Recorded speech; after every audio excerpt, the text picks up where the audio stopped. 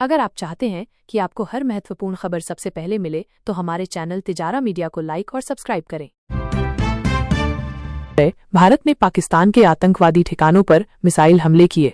भारत ने जम्मू कश्मीर के पहलगाम में हुए आतंकवादी हमले के जवाब में पाकिस्तान के आतंकवादी ठिकानों पर मिसाइल हमले किए, जिसमें कई आतंकवादी मारे गए। पाकिस्तान की आर्थिक स्थिति पर दबाव। भारत के हमलों और सीमा पर बढ़ते तनाव के कारण पाकिस्तान की अर्थव्यवस्था पर भारी दबाव पड़ा है। रिपोर्ट्स के अनुसार पाकिस्तान को हर दिन लगभग 4 अरब रुपए का नुकसान हो रहा है, जिससे उसकी आर्थिक स्थिति और कमजोर हो रही है। भारत ने पाकिस्तान के aerial warning and control system AWACS को मार गिराया। भारत ने पाकिस्तान के aerial warning and control system AWACS विमान को मार गिराया, जिससे पाकिस्तान की निगरानी क्षमताओं को नुकसान पहुंचा। पाकिस्तान ने भारतीय सीमा पर मिसाइल और ड्रोन हमले किए। पाकिस्तान ने भारतीय सीमा पर मिसाइल और ड्रोन हमले किए, जिसमें राजस्थान के पोखरण, जैसलमेर, बाड़मेर और बीकानेर क्षेत्रों को निशाना बनाया गया। लंबे अरसे से सुरक्षा परिषद में भारत की स्थायी सदस्यता की दावेदारी रही है। हाल के दिनों में भारत की दावेदारी को सपोर्ट भी मिला है, लेकिन कभी चीन के अड़ियल रुख तो कभी किसी समर्थक राष्ट्र के ढीले पड़ जाने से मामला अटका रह गया। लेकिन अब वो वक्त आ चुका है जब भारत को दिखा देना चाहिए कि वो सुपर पावर है, किसी को मुगालते में नहीं रहना चाहिए। भारत और पाकिस्तान ने तत्काल युद्ध विराम पर सहमति जताई। 10 मई को भारत और पाकिस्तान ने अमेरिकी राष्ट्रपति डोनाल्ड ट्रंप की मध्यस्थता से तत्काल युद्ध विराम पर सहमति जताई। यह निर्णय दोनों देशों के बीच बढ़ते सैन्य तनाव के बाद आया, जिसमें मिसाइल और ड्रोन हमले शामिल थे। दोनों पक्षों ने 5 बजे शाम से संघर्ष विराम लागू करने की पुष्टि की। ऑपरेशन सिंदूर। भारत का आतंकवादियों पर प्रहार। भारत ने ऑपरेशन सिंदूर के तहत पाकिस्तान में स्थित आतंकी ठिकानों पर मिसाइल हमले किए। इन हमलों में जैश-ए-मोहम्मद और लश्कर-ए-तैयबा के कई आतंकवादी मारे गए। भारत ने स्पष्ट किया कि हमलों का उद्देश्य केवल आतंकवादी ठिकानों को निशाना बनाना था, न कि पाकिस्तानी सैन्य प्रतिष्ठानों को।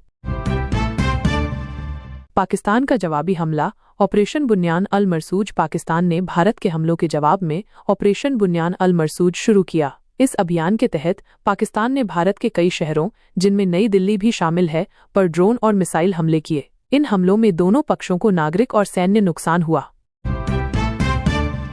जम्मू कश्मीर में सुरक्षा बलों की तैनाती बढ़ी। भारत पाकिस्तान तनाव के बीच जम्मू कश्मीर में सुरक्षा बलों की तैनाती बढ़ा दी गई है। सीमावर्ती क्षेत्रों में गश्त तेज कर दी गई है और नागरिकों को सतर्क रहने की सलाह दी गई है। स्थानीय प्रशासन ने आपातकालीन सेवाओं को तैयार रहने के निर्देश दिए हैं। दिल्ली NCR में हाई अलर्ट। सुरक्षा कड़ी। दिल्ली और आसपास के क्षेत्रों में सुरक्षा व्यवस्था कड़ी कर दी गई है। प्रमुख सरकारी भवनों, मेट्रो स्टेशनों और भीड़भाड़ वाले इलाकों में सुरक्षा बलों की तैनाती बढ़ाई गई है। नागरिकों से सतर्क रहने और किसी भी संदिग्ध गतिविधि की सूचना देने की अपील की गई है। पाकिस्तान का दावा। उधमपुर एयर बेस पर हमला। पाकिस्तान ने दावा किया कि उसने भारत के उधमपुर एयर बेस को तबाह कर दिया है। हालांकि भारतीय सेना ने इस दावे को खारिज करते हुए कहा कि ये फर्जी खबर है और उधमपुर एयर बेस पूरी तरह सुरक्षित है। जम्मू में पाकिस्तानी ड्रोन को भारतीय सेना ने मार गिराया।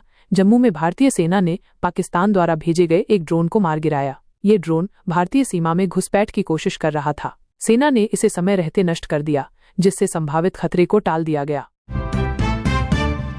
अमेरिका की मध्यस्थता से तनाव में कमी। अमेरिकी राष्ट्रपति डोनाल्ड ट्रंप और विदेश मंत्री मार्को रूबियो ने भारत और पाकिस्तान के बीच मध्यस्थता की। उनकी पहल से दोनों देशों ने सीज फायर पर सहमति जताई। अमेरिका ने दोनों देशों से संयम बरतने और बातचीत के माध्यम से समस्याओं का समाधान करने की अपील की।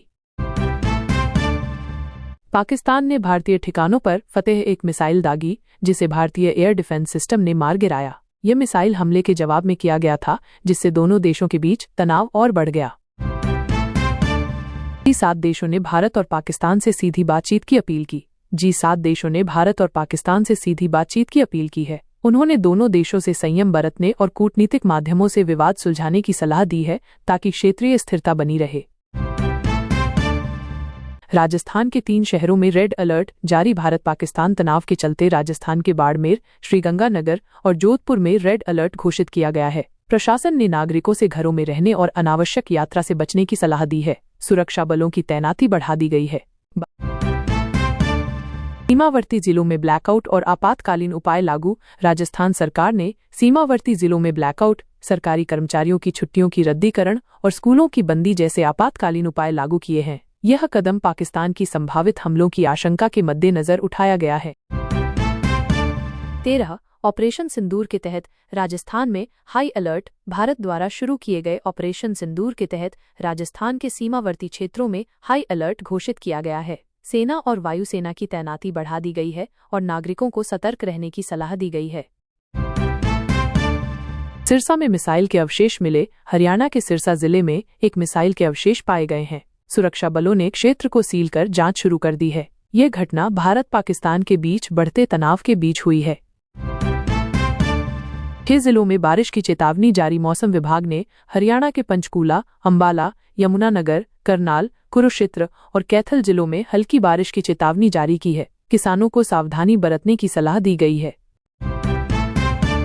हरियाणा बोर्ड के 10वीं और 12वीं के परिणाम जल्द। Haryana board of school education HBSE जल्द ही 10वीं और 12वीं कक्षा के परिणाम घोषित करेगा। छात्र आधिकारिक वेबसाइट पर जाकर अपने परिणाम देख सकेंगे। वाराणसी में पोस्टरों के माध्यम से PM मोदी का समर्थन। वाराणसी में प्रधानमंत्री नरेंद्र मोदी को शेर और पाकिस्तान के प्रधानमंत्री शहबाज शरीफ को गीदड़ के रूप में दर्शाने वाले पोस्टर लगाए गए हैं। ये पोस्टर भारत पाकिस्तान तनाव के बीच लगाए गए हैं। महाराजगंज जिला यूपी में प्रथम स्थान पर। उत्तर प्रदेश के मुख्यमंत्री डैशबोर्ड पर महाराजगंज जिला प्रशासनिक प्रदर्शन में प्रथम स्थान पर रहा है। जिलाधिकारी अनुनेया झा के नेतृत्व में यह उपलब्धि हासिल की गई है। भारत और पाकिस्तान ने तत्काल संघर्ष विराम पर सहमति जताई। अमेरिकी राष्ट्रपति डोनाल्ड ट्रंप ने घोषणा की कि भारत और पाकिस्तान ने तत्काल संघर्ष विराम पर सहमति जताई है। यह निर्णय दोनों देशों के बीच बढ़ते सैन्य तनाव के बाद आया है। दिल्ली में 980 पेड़ों की कटाई पर NGT में हलफनामा। ग्रेटर नोएडा में 980 पेड़ों की कटाई के मामले में दिल्ली के एक अधिकारी ने NGT में हलफनामा दायर किया है, जिसमें कंपनी द्वारा जिम्मेदारी से इनकार किया गया है।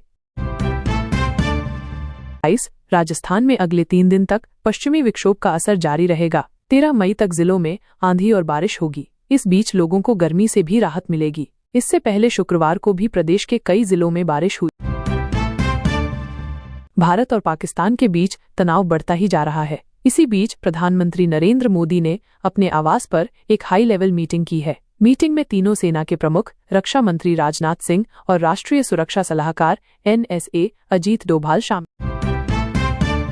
भारत और पाकिस्तान इंडिया पाकिस्तान कॉन्फ्लिक्ट के बीच युद्ध की स्थिति बनी हुई है। पाकिस्तान की तरफ से हो रहे हर एक्शन का भारतीय सेना मुंहतोड़ जवाब दे रही है, लेकिन भारतीय सेना को लेकर कुछ झूठी अफवाहें सोशल मीडिया पर देखने को मिल रहे हैं।